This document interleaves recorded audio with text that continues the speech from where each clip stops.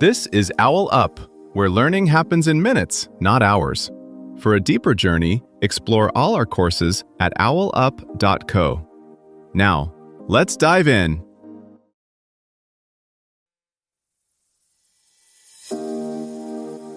Welcome back to Chapter 4 of our series, The Influences of Moorish Spain. In this episode titled Cultural and Religious Syncretism, we'll explore the fascinating ways in which different cultures and religions blended together in Al-Andalus. So, get ready to discover the rich tapestry of influences that shaped this remarkable period in history. Let's dive in. Up to 1 in 8 Spanish words hides an Arabic ancestor. Now step into a crowded medieval street. A rabbi debates law in Arabic. A Christian scribe copies Greek philosophy from a Muslim scholar's notes. 3 faiths, 1 city, quietly rewriting Europe's future together. Walk through a 13th century library in Toledo, and the shelves feel oddly familiar. Medical handbooks that will end up informing French universities, philosophical treatises destined to worry theologians in Oxford, star charts that quietly correct Italian sailors. The twist is that many of these European works arrive via Arabic, often copied by Christian scribes from Jewish intermediaries, commenting on Muslim interpretations of Greek originals. Syncretism here isn't an abstract theory, it's baked into the page. A single manuscript might list an Andalusi Muslim author, translated by a Jewish scholar, revised by a Castilian cleric, then carried north. Follow that book's journey, and you're really tracing the routes by which Al-Andalus turns from a frontier province into one of the main engines powering Europe's intellectual reboot.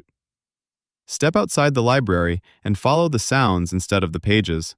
A muezzin's call threads through church bells and market cries in early Romance dialects, while street vendors haggle using legal terms shaped in Islamic courts. In workshops, artisans carve Arabic epigraphy beside Christian symbols, not as a manifesto, but as a practical style choice, like a craftsman today mixing Gothic arches with glass skyscraper lines. Tax records, city councils, and medical clinics all become shared interfaces where communities learn to speak each other's habits long before they share beliefs. Stand in front of the Alhambra's walls, and you can literally watch cultures negotiating in stone. Early halls wrap you in Quranic verses and abstract geometry. Then, after 1492, Christian coats of arms and Latin mottos creep into corners, squeezed into spaces Muslim artisans had already patterned. No one issues a press release announcing a new hybrid style, yet within a few decades, that blend hardens into what art historians now call mudehar. Islamic techniques commissioned by Christian patrons, executed by often Muslim or Morisco craftsmen, for a society that officially rejects Islam but craves its aesthetics. A similar layering happens in law and administration. Muslim rulers in Córdoba initially adapt late Roman and Visigothic practices, keeping some land records, tax categories, and municipal offices, then infuse them with Islamic legal ideas. Later Christian kings, conquering those cities, quietly retain Arabic-trained secretaries because they know how to run irrigation, collect taxes, and manage multi-faith populations. Royal charters in places like Toledo or Seville sometimes preserve Arabic technical terms long after Latin has returned as the language of power. Governance itself becomes a palimpsest. Each regime writes over the last, but traces remain, influencing how the next set of rulers thinks about property, minority rights, and urban order. In philosophy and theology, the traffic runs both deep and sideways. Andalusi thinkers such as Ibn Rushd, Averroes, and Ibn Gabirol wrestle with reconciling revelation and reason. Latin Christian readers pick up their solutions and their questions. When Thomas Aquinas cites the commentator, he is in dialogue with a Cordoban Muslim across centuries and languages. Arguments about the eternity of the world, free will, or the nature of God's knowledge arrive in Paris classrooms with Andalusi fingerprints all over them. Even daily habits carry this entanglement. Agricultural treatises from Islamic Spain spread techniques for cultivating citrus, rice, and saffron across Christian Europe, reshaping diets and landscapes. Hospitals in Christian cities borrow ward layouts, pharmacology, and triage routines first refined under Muslim rule. Like a layered software stack where new applications still depend on old, unseen code, later European institutions quietly run on Andalusi foundations. Your challenge this week: when you encounter something labeled European, a cathedral ceiling, a legal concept, a philosophical idea, pause and ask, what would this look like if the centuries of contact with Al-Andalus had never happened? Then, pick one example and trace it back as far as you can, noting every moment where Muslim, Christian, or Jewish actors in Iberia left a mark on its shape. Walk into a Spanish kitchen and you can still taste that layered past.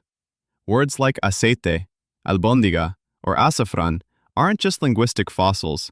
They mark ingredients and techniques that moved with farmers, traders, and physicians across religious boundaries.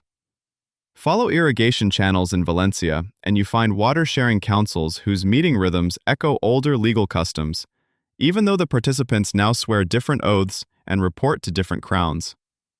Step into a cathedral sacristy and notice star charts or herbal manuals whose diagrams look oddly familiar if you've seen North African scientific sketches. Think of a modern operating system that still depends on low-level routines written decades earlier in another language. Most users never see that code, but if you stripped it out, everything would crash. In a similar way, much of what we casually call Spanish or European today quietly runs on protocols refined in workshops, fields, and city halls where Iberia's three faiths once worked side by side.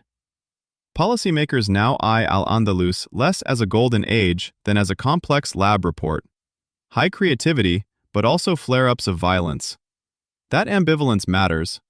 It suggests future, convivencia-inspired projects will look more like carefully tuned sound mixers than kumbaya choirs, adjusting legal rights, shared spaces, and digital platforms so no single voice drowns out the rest. As cities grow more mixed, this history may become a troubleshooting manual for multicultural democracies under stress. Convivencia's legacy is less a moral lesson than a toolkit. Medieval artisans already knew how to fork ideas, remix them, then push a new version into public life, whether in court ritual, crop choices, or music.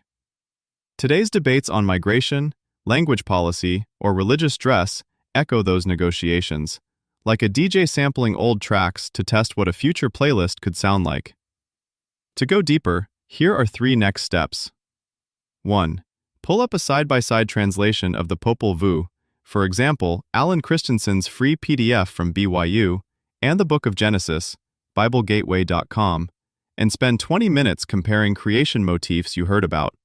Note where Mayan and Hebrew ideas overlap or diverge. 2.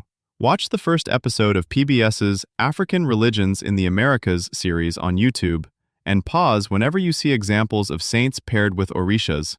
Then cross-check those pairings with entries on orishanet.org to see how syncretism reshaped each deity's role. 3. Open Google Arts and Culture and search Our Lady of Guadalupe. Then zoom in on at least 3 artworks from different centuries and read the descriptions to see how indigenous symbolism blends with Catholic imagery. Pay attention to which symbols shift over time and which stay constant. This was OwlUp, your daily step forward. This series continues with more chapters on OwlUp.co. Visit OwlUp.co to access the complete course and continue your learning journey. See you there!